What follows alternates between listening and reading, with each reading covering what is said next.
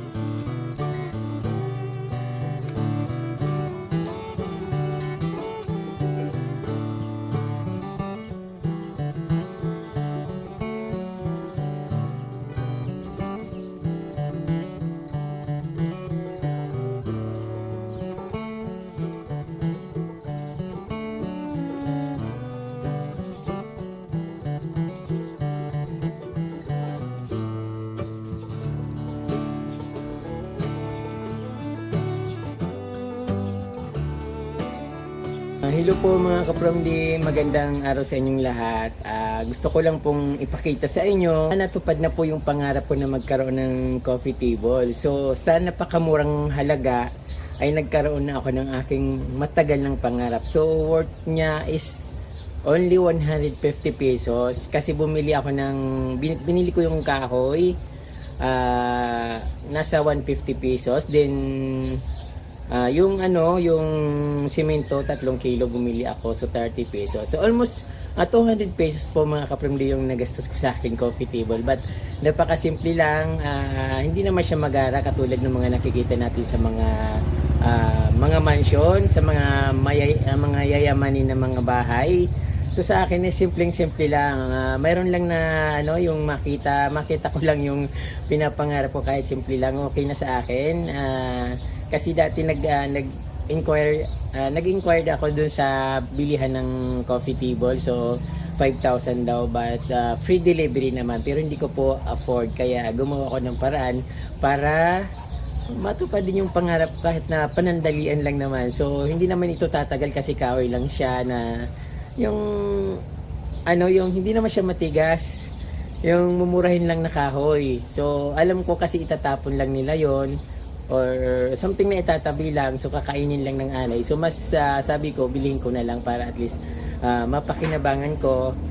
Ayun, kaya ito ka from the tingnan nyo ng aking napakagarang coffee table. So umaga ngayon, kaya yung yung halaman ko ay super gandang tingnan at makulay na makulay. Yung nakikita nyo sa gitna, yung ginawa kong coffee table na worth 200 pesos.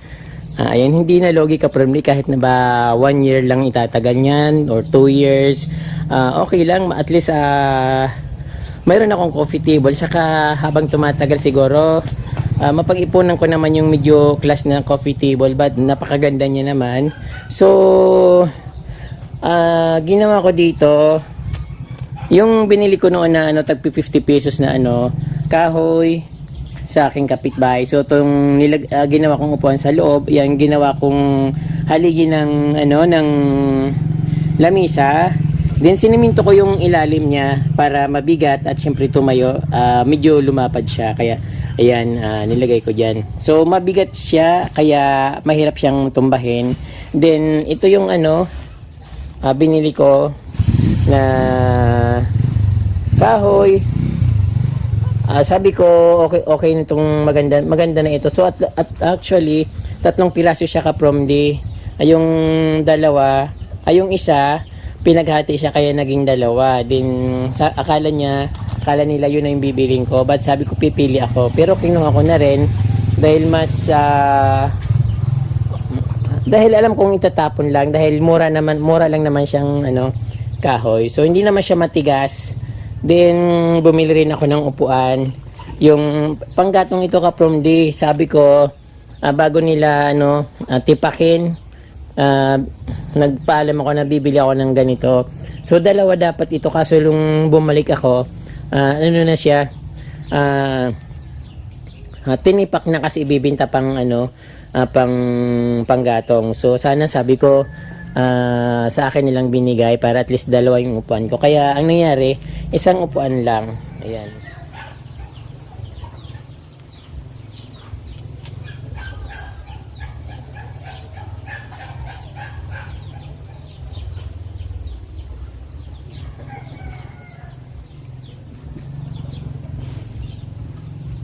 Napakasarap magkape dito sa aking bagong coffee table. Bukod sa napakagandang tingnan, nafe-feel ko kasi ako yung gumawa. Kahit na medyo hindi pricey. So at least proud ako na may nagawa ko dito sa aking garden. So napakaganda niyang tingnan, worth 200 pesos below. So okay na to, may upuan. At may upuan. Ayun din, yung upuan ko dito dati na tumatagal na to. So, ang sarap mag-coffee dito. Pwede 3, pwede 4. But mag-add ako ng upuan dito para ma-accommodate ko yung 2. So, okay na yung perfect na for 2 person yung coffee, yung lamisa na to. Ayun. Kape tayo ka from sarap.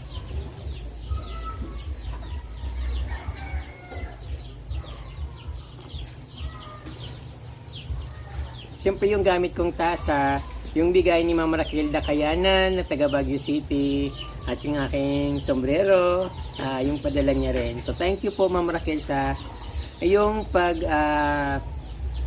pag-effort na mapagawan ako ng coffee mug, then ito, sombrero. So certified from Thank you po.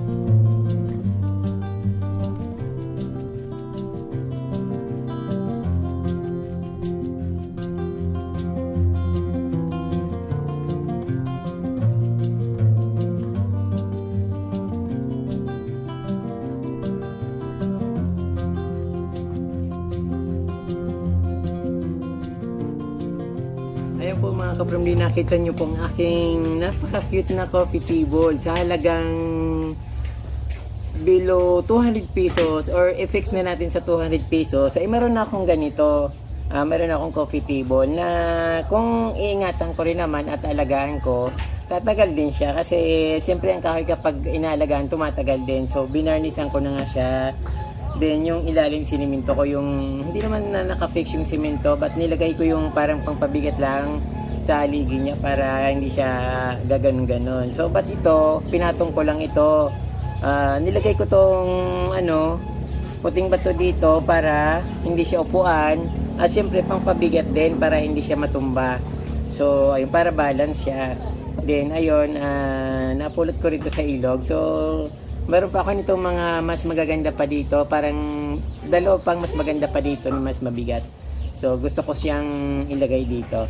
Pero gusto ko isang piraso lang para kasi pag puro puti na lang, hindi na maganda. So ayan po ka-Promly, tapos na po ako mag-coffee kaninang medyo 7 ng umaga. So medyo tanghali na kaya mainit. Ayan po, marami pong salamat at sana na-inspired kayo at nakakuha po kayo yung idea kung paano gumawa ng coffee table or mag-ayos ng garden na hindi nagagastusan ng malaki. So katulad po ng ginawa ko. Marami pong salamat sa inyong panunood at walang sawang pag-support sa Certified Promly channel at syempre ako po yon. Kung hindi pa po kayo nakapag-subscribe at bago lang kayo sa aking channel, mag-subscribe na po kayo, please lang po. Then i-touch po yung notification bell para ma-notify po kayo kung meron akong bagong post na videos at kung pwede po, pakishare na po yung video para mapanood din po ng iba. Ayan po, maraming pong salamat sa inyo at Diyos mabalos.